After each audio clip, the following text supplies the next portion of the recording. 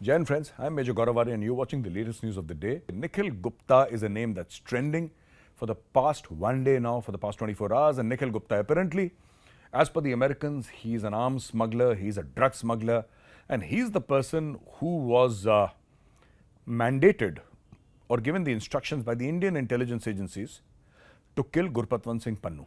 Now, Pannu, as you know, is a declared terrorist.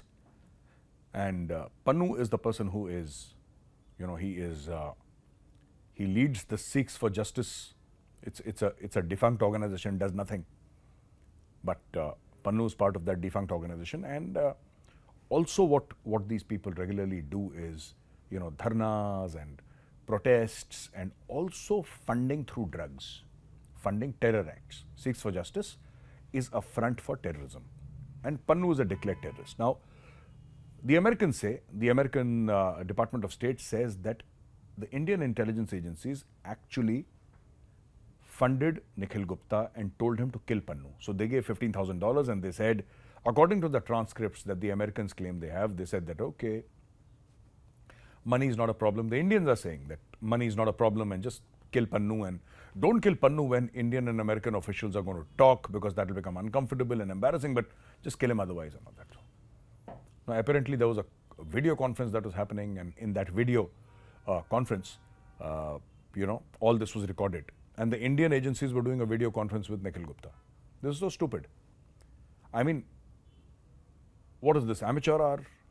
So basically what they want to say is that, the Americans, that India's research and analysis wing, what it did was, it got a drug smuggler on a video call.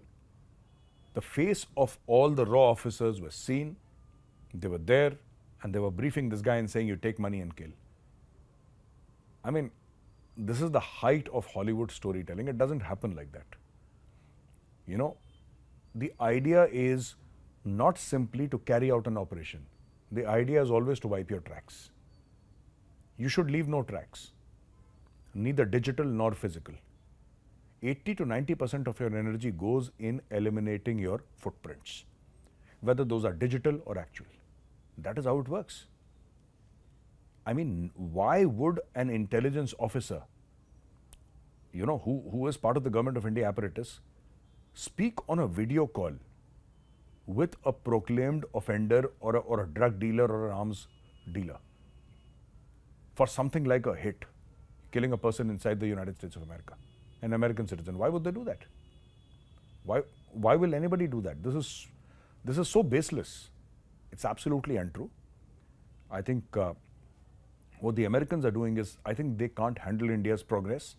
And what they actually want is an India who behaves like Pakistan. An India which behaves like Pakistan, an India that says that, okay, you give us money and we'll follow your instructions. Now, we want to tell the Americans we don't want your money and we certainly do not want your instructions. We will do whatever we wish to do. And this is something that America has not been able to understand or handle very well. So this much is from Nikhil Gupta's side, this entire story that is evolving now, and we'll bring more to you tomorrow. Now, another story from Kashmir, two stories from Kashmir is, in Gandarbal, in a college, during the India-Australia cricket match when India lost, 7 students raised long live Pakistan, slogans and Pakistan Zindabad slogans. And while they did that, they were all together, and it's very surprising why they did that, because Pakistan was not playing. India was playing and Australia was playing. So where does Pakistan come into the picture? Then later it dawned on many people, dawned on me also, that these guys, these 7 boys or these 7 young men were actually, celebrating India's loss. Because Pakistan is not playing. And when you say Pakistan Zindabad after India loses, it shows a certain mindset. Now, UAPA has been invoked against them, and if they are convicted, they'll go to jail for a very long time. Their parents are now saying that they are kids and they should be forgiven, etc., etc. The same old, that release them, all that. And Mehbooba Mufti has jumped in, and she's saying that what India is doing to these youth is absolutely, harsh, and they should not do it, etc. Mehbooba Mufti and her family have already caused immense damage to Kashmir, and I think she should just let it go. She should just let it go. I think she has some hope in her mind about becoming the Chief Minister of Jammu and Kashmir again. That's never going to happen. her days of politics are over. They were over 2-3 years back. It's just that she doesn't realize it. And the last thing was that one student in NIT Srinagar actually forwarded an Instagram post. This Instagram post is from the son of the top Hamas leader, and this son of the Hamas leader does not get along well with his father, and he does not get along well with Hamas, and and he's left that entire environment. He posted something which was derogatory to Prophet Muhammad, and this guy in NIT, okay, he forwarded it, or he shared it with friends, and there was a complaint, and then he was caught, and then I think he's in police custody, or police have registered a case against him. But the problem is that a lot of students from NIT Srinagar have come out, and there are calls for his beheading, sartan se juda.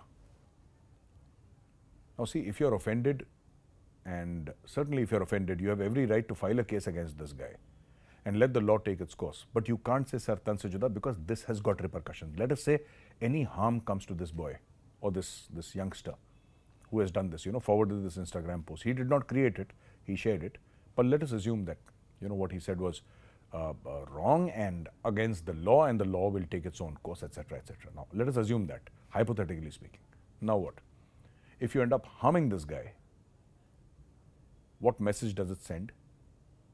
And there will be repercussions also. India is relatively peaceful. We are on an upward trajectory, and I think all these things which are being given a communal color should be avoided at all costs. Both the parties should sit down across the table, shake hands, and get this over with. Because there is no end to this violence. There is no end to this. You say sartan se juda, the other side also says sartan se juda, and then where is the end?